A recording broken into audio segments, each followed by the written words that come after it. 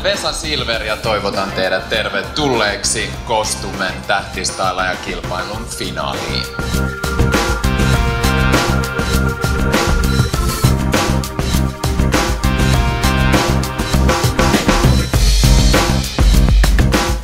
Näette nämä upeaa 5 mustaa mallia. Teidän tulee stylata ne 1960-luvun tyyliin ja aikaa tälle on 10 minuuttia ja se alkaa nyt!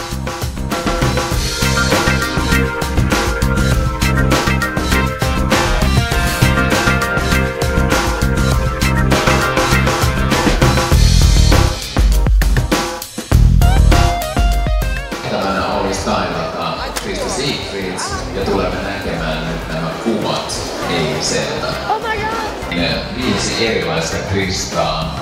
Mitkä oli fiilikset kuvauksen jälkeen? No mä tietysti muistelin hirveästi omia stylausuran alkuaikoja, kun jännitti ja ei oikein tiennyt mitä kaikkea sitä voi tehdä ja miten sitä oikein niin jutellaan niistä asioista. Mutta mun mielestä meidän finalistit pärjäs siitä huolimatta, että he olivat aloittelijoita niin ihan hirveän hyvin, että mä luulen, että Kristalla oli kuitenkin hyvä fiilis koko päivänä, se oli toki tärkeintä. Teillä oli kaikilla sellainen selkeä visio.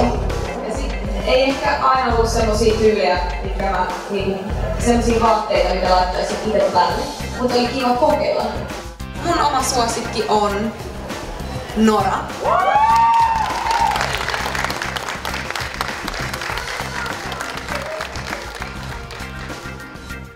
Kostumen tähtistailaja 2014 on Anu!